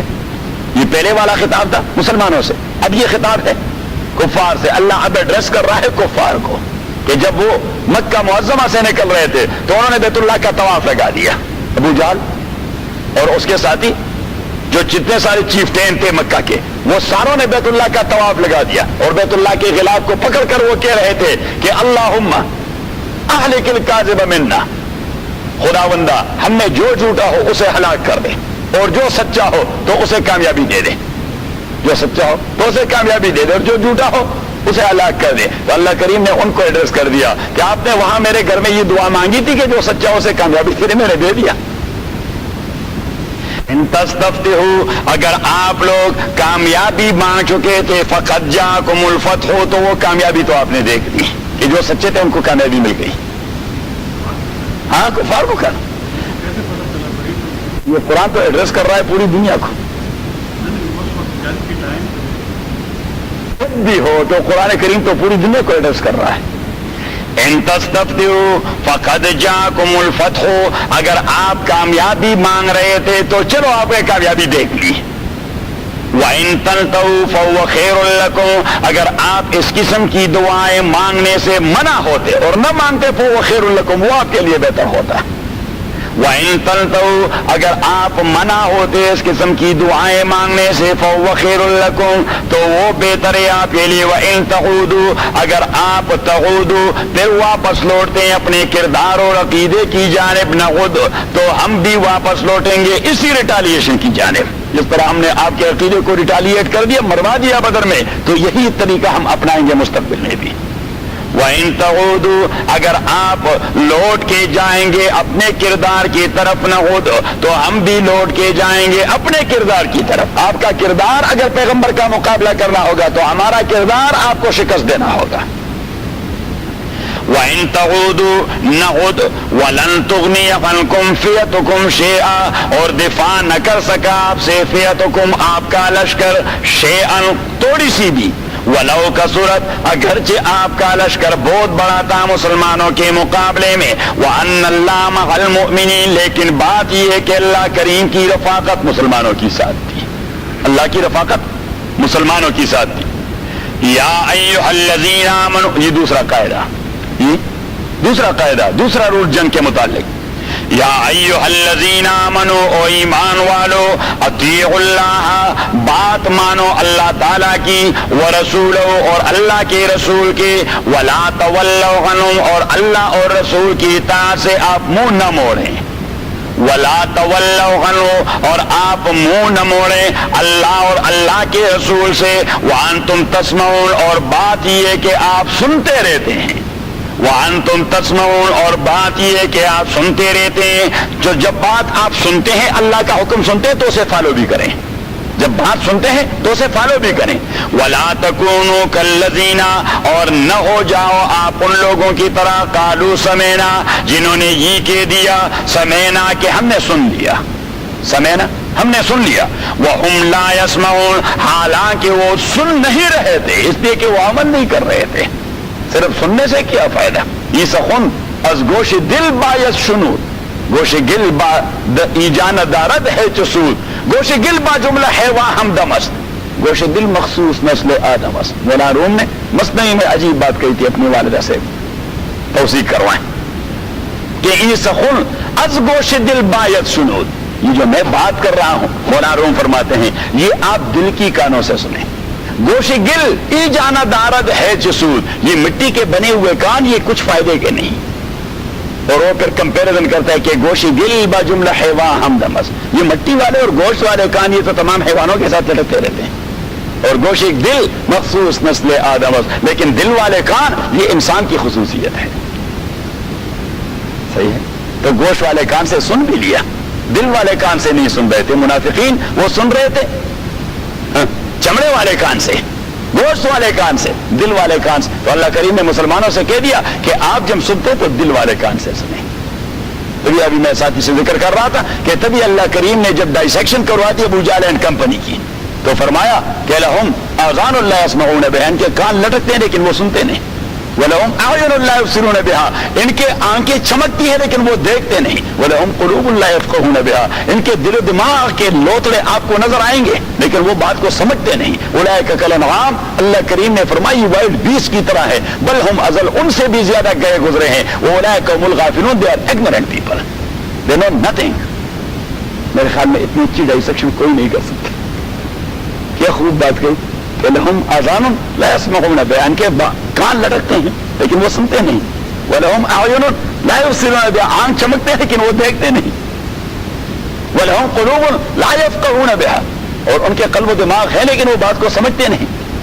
اور پھر یہاں پہ اکتفا نہیں کیا, فرمایا اولئک کالانعام, یہ اللہ کریم نے ٹپا لگا دیا کہ یہ وائلڈ بیس کی طرح ہے. بل ہم ازل, ان سے بھی زیادہ گئے گزرے ہیں. اور ان سے زیادہ گئے گزرے, حضور پاک سے پوچھا گیا کہ ان سے زیادہ گئے گزرے کیسے ہیں؟ تو رسول کریم صلی اللہ علیہ وسلم نے فرمایا کہ وہ وائلڈ بیسٹ وہ بھی اپنے ضرر کی جگہ سے دوڑ لگاتے ہیں, یا ان کو تکلیف ہوتی ہے ہاں تو وہ تو, اور یہ ان سے گئے گزرے ہیں جہنم کو دیکھ رہے ہیں اور دوڑتے ہیں جہنم میں کودنے کے لیے.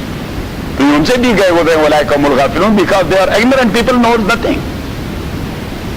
وَلَا تَكُونُوا كَالَّذِينَ, اور نہ ہوئے ان لوگوں کی طرح قالوا سمعنا, جنہوں نے کہہ دیا تھا سمعنا, ہم نے سن لیا ہے. وَهُمْ لَا يَسْمَعُونَ, اور بات یہ ہے کہ وہ نہیں سن رہے تھے. إِنَّ شَرَّ الدَّوَابِّ عِندَ اللَّهِ الصُّمُّ الْبُكْمُ الَّذِينَ لَا يَعْقِلُونَ. اب دیکھیے یہ اللہ کریم مثال سے سمجھا رہا ہے کہ ایک ہوتا ہے حیوان, ایک ہوتا ہے کیا حیوان. حیوان کا کوئی عقل ہوتا ہے؟ حیوان کے پاس کوئی عقل ہوتا ہے؟ اس کے پاس کیا ہوتا ہے؟ گوتلے والے کان اور دیکھنے والی آنکھیں. اور اللہ کریم فرماتے ہیں کہ زبان, اب ان کی زبان بولتی نہیں, ان کی زبان بولتی نہیں, اور اگر ان کے کان بھی بہرے ہوں, ہے بھی حیوان جس کے پاس عقل و دماغ بھی نہیں, اس کی زبان بھی گونگی ہے جس سے وہ اظہار ما فی الضمیر نہیں کر سکتا, اور ان کے کان بھی بہرے ہوں, تو اللہ کریم نے فرمایا کہ اس سے بدترین حیوان کون ہوگا؟ یہ کفار اس سے بھی بدتر ہے. ان شر الدواب, تاکہ سب سے ناکارہ جانور عند اللہ, اللہ کی نظر میں, الصم, بہرا ہے, البکم, گونگا ہے, الذین, وہ لا یعقلون, جو کچھ عقل نہیں رکھتے, جو کچھ. تو ابو جہل and company they are just like that kind of wild beasts who have no ears, no عقل, no قلب, no دماغ, nothing. ان شر الدواب, تاکہ سب سے ناکارہ حیوانات عند اللہ, اللہ کی نظر میں, الصم, وہ ہے جو بہرے ہیں, سنتے نہیں, البکم, جو گونگے ہیں, بولتے نہیں, الذین لا یعقلون, جو قلب و دماغ بھی نہیں رکھتے کہ سوچ سکیں. ولو علم اللہ فیہم خیرا, اگر اللہ تعالیٰ محسوس کر دیتا فیہم, ان کفار میں, خیرا, کوئی تھوڑی سی خیر بھی, اگر اللہ کو ابو جہل میں تھوڑی سی خیر بھی نظر آتی, ابو جہل اس کے ساتھیوں میں تھوڑی سی خیر بھی اللہ کو معلوم, لاسمعہم, تو اللہ ضرور انہیں اپنی بات سنا دیتا, لیکن یہ لوگ خیر کے لیے ہیں نہیں.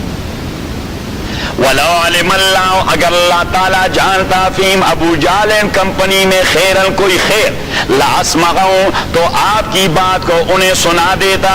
اور اللہ کریم فرماتے ہیں کہ اگر صرف الفاظ سنا بھی دیتا, وہ معنی اور مفہوم کو سمجھتے نہیں, تو پھر بھی ان کے کچھ کام کا نہیں آتا.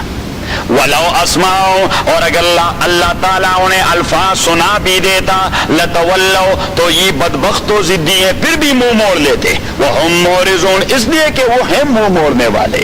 تو جو لوگ ایروگنٹ ہوتے ہیں تو ان کو سنانا اور نہ سنانا بہت آر ایکول. آپ ذرا نکالیں سورہ یاسین,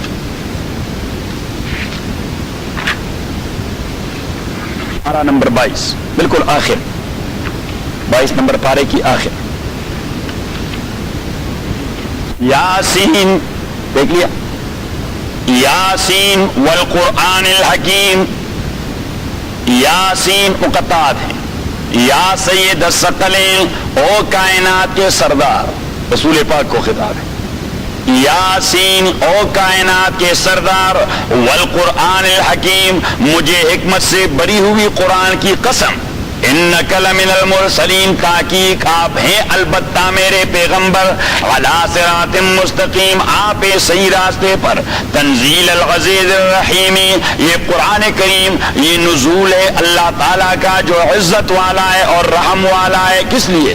لتنذر قوما, تاکہ آپ انفارم کر سکے اس قوم کو, ما انذر آباؤں, جن کے آباؤ اجداد کو انفارم نہیں کیا گیا تھا. For a long while or a long time they have not been sent down any kind of پیغمبر, تو آپ پہلے ہیں جو ان کے پاس آئے. فَهُمْ غَافِلُونَ, سو وہ لوگ بے خبر ہیں. لَقَدْ حَقَّ الْقَوْلُ, میرا فیصلہ ثابت ہو چکا ہے, عَلَىٰ أَكْثَرِهِمْ, ان کی میجارٹی پر. فَهُمْ لَا يُؤْمِنُونَ, وہ ایمان لانے کے لیے تیار نہیں. إِنَّا جَعَلْنَا فِي أَعْنَاقِهِمْ أَغْلَالًا, إِنَّا جَعَلْنَا, اب دیکھیے, إِنَّا جَعَلْنَا فِي أَعْنَاقِهِمْ أَغْلَالًا, وہ جو کبھی کبھار یہ گردن میں کوئی تکلیف آ جاتی ہے وہ کالر سا لگا دیتے ہیں ڈاکٹر صاحبان، یہ کہتے ہیں اسے وہ نیک کالر، کیا کہتے ہیں کالر نیک، ہاں وہ کالر نیک جو لگا دیتے ہیں تو آدمی اس پہ ایسا ہوتا ہے صحیح۔ اب اس انداز سے جو کالر نیک لگایا جائے اور آدمی اس طرح نہیں کر سکتا، اس کے لیے لفظ جو قرآن کریم ہے وہ ہے مقمحون۔ اللہ کریم فرماتے ہیں نہ جعلنا فی اعناقہم اغلالا، ویزیبل نہیں، میٹیریل نہیں، فزیکل نہیں، فزیکل اسپرچول ٹائپ کی، یعنی میننگ وائز معنویت کے اعتبار سے اللہ کریم فرماتے کہ یہ اس طرح آپ کی جانب منہ موڑ کے نہیں دیتے جس طرح ان کو نیک کالر لگا ہوا ہو۔ انا جعلنا فی اعناقہم اغلالا، ہم نے لگا دیا ہے ان کے گردنوں میں نیک کالر، فہی الی الاذقان، اور وہ دیکھیے فہی الی الاذقان، اور وہ نیک کالر ایسا بھی نہیں کہ صرف گلے اور گردن کا احاطہ کر چکا ہے، وہ چن تک لگا ہوا ہے، کس طرح ہے تاکہ ایسا بھی نہیں کر سکتے۔ فَهِيَ إِلَى الْأَذْقَانِ فَهُمْ مُقْمَحُونَ وَجَعَلْنَا مِن بَيْنِ أَيْدِيهِمْ سَدًّا، اور میں نے بنا دیا ہے ان کے سامنے ایک دیوار، وَمِن خَلْفِهِمْ سَدًّا، اور ان کے پیچھے ایک دیوار، فَأَغْشَيْنَاهُمْ، اور میں نے سراؤنڈڈ کر دیا ہے ان لوگوں کو، فَهُمْ لَا يُبْصِرُونَ، وہ نہ آپ کو دیکھتے ہیں اور نہ آپ کے پیغام کو دیکھتے ہیں۔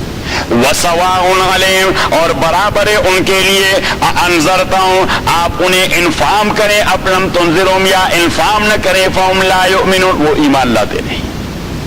وَسَوَاءٌ عَلَيْهِمْ أَأَنذَرْتَهُمْ أَمْ لَمْ تُنذِرْهُمْ لَا يُؤْمِنُونَ، کیوں؟ انما تنذر من اتبع ذکر، بات یہ کہ آپ کی انفارمیشن فائدہ دے سکتی ہے کس کو؟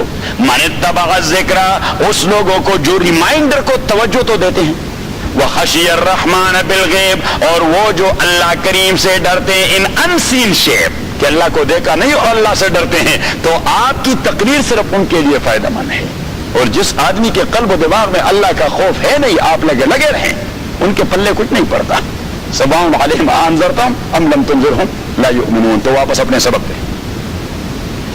وَلَوْ عَلِمَ اللَّهُ فِيهِمْ خَيْرًا، اگر اللہ تعالیٰ جانتے ان میں کوئی خیر، لَأَسْمَعَهُمْ، تو اللہ تعالیٰ ضرور انہیں سنا دیتے، وَلَوْ أَسْمَعَهُمْ، اور اگر اللہ سنا بھی دیتے، لَتَوَلَّوْا، تو وہ پھر بھی منہ موڑ لیتے، وَهُمْ مُعْرِضُونَ، اس لیے کہ یہ لوگ یہ اعراض کرنے والے، منہ موڑنے والے، یا أَيُّهَا الَّذِينَ آمَنُوا اسْتَجِيبُوا، یہ تیسرا قاعدہ ہے، یہ جنگ کا تیسرا قاعدہ ہے۔ یا ایھا الذین آمنوا، او ایمان والو، استجیبوا للہ وللرسول، آپ لبیک کہہ دیں اللہ کے دعوت پر اور رسول پاک کے دعوت پر، اذا دعاکم، جب بھی وہ آپ کو پکاریں تو آپ دن رات کی کوئی فکر نہ کریں کہ بھائی یہ تو رات کا وقت ہے، رات کو سوئیں گے، صبح سویرے پھر چلے جائیں گے، نہیں، اللہ کریم نے کلمہ اذا کہہ دیا، اس کو ہم کہتے ہیں ظرف عام، اذا کو کہتے کیا؟ ظرف عام، کہ اس کے لیے ٹائم کی کوئی خود، اذا دعاکم، جس وقت بھی آپ کو پیغام آئے اللہ اور رسول کا تو لبیک کہنے اور اٹھ کھڑے، یہی صحابہ کا کمال تھا، یہی تھا۔ بدر سے جب رسول پاک صلی اللہ علیہ وسلم واپس آ گئے، احد سے جب رسول پاک صلی اللہ علیہ وسلم واپس آ گئے، آپ لوگوں نے سورہ آل عمران میں پڑھ لیا، صحیح، اور دوسرے دن صحابہ زخمی، 70 صحابہ شہید، بہت ساروں کے اعضاء کاٹ دیے گئے، خود حضور پاک صلی اللہ علیہ وسلم کے چچا حضرت حمزہ رضی اللہ تعالیٰ عنہ صرف شہید نہیں کیے گئے، ان کو امپوٹیٹ کرایا گیا، جی، رسول کریم صلی اللہ علیہ وسلم کے چچا زاد حضرت عبداللہ، حضرت ابو عبیدہ بن الحارث رضی اللہ تعالیٰ سے شہید کر دیا گیا، حضور پاک کے دوسرے پھپھی زاد عبداللہ ابن جحش رضی اللہ تعالیٰ نے اس کو شہید کر دیا، یعنی خود آپ کے خاندان کے بہت بڑے بڑے لوگ مارے گئے اور شہید کروا دیے گئے، اور خود حضور علیہ الصلوۃ والسلام کی اسکل وہ ٹوٹ گئی تھی، آپ کے چہرے کی ہڈی وہ ٹوٹ گئی تھی، آپ کے دانت وہ شہید ہو گئے تھے، آپ بھی زخمی، صحابہ بھی زخمی، اور کچھ زخمی جب واپس آ کے وہاں ہی وفات پا گئے مدینہ منورہ میں۔ آج بھی جنت البقیع میں ان کا خاص حلقہ ہے۔ میں ساتھیوں کو بتا رہا تھا کہ یہاں پہ اجتماعی قبر ہے غزوہ احد کے ان زخمیوں کی جو یہاں آ کے پھر وفات پا گئے کئی دنوں بعد۔ تو رسول اللہ صلی اللہ علیہ وسلم کو پیغام پہنچ گیا، کسی نے بتا دیا کہ وہ لوگ مدینہ پہ یلغار کرنے والے ہیں، ابھی تک کے ماندے زخمی، چور چور، کسی کا باپ مرا، کسی کا بھائی مرا، کسی کا شوہر مرا۔ حضور علیہ الصلوۃ والسلام نے مسجد میں کھڑے ہو کر کہہ دیا کہ وہ لوگ واپس مدینہ میں یلغار کرنا چاہتے ہیں تو آپ تیار ہو جائیں۔ تو صحابہ کرام میں سے کسی نے بھی نہیں کہا کہ جی ابھی تو تک چلو کرتے ہیں تو کریں، یلغار کرتے ہیں تو کریں, ابھی تو زخمی ہو کے آئے, بہت سارے لوگ مرے, آخر کچھ اور آرام بھی کریں کہ بس ڈرتے ہی رہیں گے.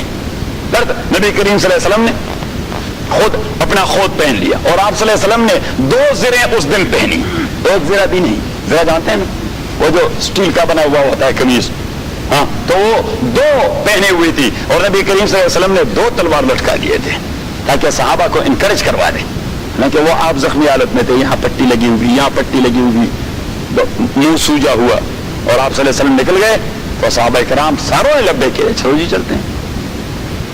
کہ اذا دعاکم, مسئلہ ہے اذا دعاکم, جب بھی حضور کا پیغام آئے, اللہ کا حکم آئے, لبیک کہہ دیں. یا ایھا الذین آمنوا, او ایمان والو, استجیبوا للہ, اجابت کر دیں, لبیک کہہ دیں, اجابت کر دیں.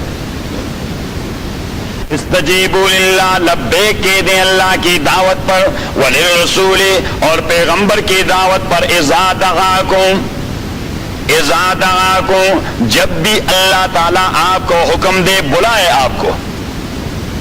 اذا دعاکم, جب بھی اللہ کریم آپ کو بلائے. اب بظاہر تو آپ کو جنگ نظر آئے گا, اور جنگ میں موت ہی واقعہ ہوتی ہے. کیا واقعہ ہوتی ہے؟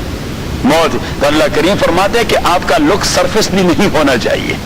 میں جو حکم دیتا یا میرے پیغمبر, لما یحییکم, وہ آپ کے زندگی کا پیغام ہے. چاہے بظاہر آپ لوگ مریں, چاہے بظاہر آپ لوگ مرے, لیکن فکر کے اعتبار سے وہ آپ کے لیے زندگی ہے. اگر آپ نہ مریں تو آپ کی فکر مر جائے گی. اگر مسلمان مرے نا تو پھر کیا مر جائے گا؟ اسلام مر جائے گا. یہ تو مسلمان مرتے ہیں تو اسلام زندہ ہو جاتا ہے. اسلام زندہ ہوتا ہے ہر کربلا کے بعد, اسلام زندہ ہوتا ہے ہر کربلا, کہ جب بھی مسلمانوں پہ کربلا آ جاتی ہے تو اسلام زندہ ہو جاتا ہے. صحیح. وہ غالباً اکبر کا شعر ہے, وہ فرماتے ہیں کہ اسلام کی فطرت میں, اسلام کی فطرت میں اللہ نے لچک دی ہے, اسلام کی فطرت میں اللہ نے لچک دی ہے, یہ اتنا ہی ابھرے گا جتنا کہ دبا دو گے. تو جب بھی اسلام کے دبانے کا موقع آ جاتا ہے, مخالف اسے دبا لیتے ہیں تو وہ ابھر آتا ہے. اسلام زندہ ہوتا ہے ہر کربلا کے بعد. یہ قربانیوں سے یہ جو اسلام اتنا ابھر آیا تو کس طرح. میں کل ساتھیوں کو بتا رہا تھا کہ حضرت عقبہ ابن نافع رضی اللہ تعالیٰ حضور کے صحابی ہیں, یہ افریقہ کو اس نے فتح کر دیا تھا, سارا افریقہ جو ہے اس کو فتح کر دیا. اور جب یہ کالے پانی پر پہنچ گئے, بہت بڑے اوشن پر پہنچ گئے, بہت بڑے اوشن پر سارا علاقہ فتح کر لیا, تو حضرت عقبہ ابن نافع رضی اللہ تعالیٰ عنہ وہ وہاں پہ پہنچ کر اپنے گھوڑے کو دریا پہ ڈال دیا, سمندر پہ ڈال دیا, سمندر پہ, اور گھوڑے نے جمپ لگا دی, اور وہاں گھوڑے کے لگام کو اس طرح زور لگا دیا, وہ کڑا ہو گیا, اتنے پہ پانی میں کڑا ہو گیا, اور اس طرح اوپر دیکھا کہ خدا بندہ, خدا میرے آپ کے دین کے پیغام کو پہنچانے میں کوئی کوتاہی نہیں کی.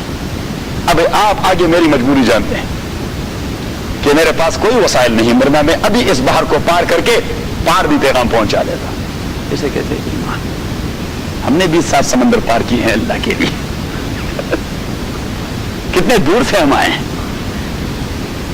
مگر آج ہی نیت کی اصلاح کر, انشاءاللہ اللہ تعالیٰ وہی اجر دے دے گا.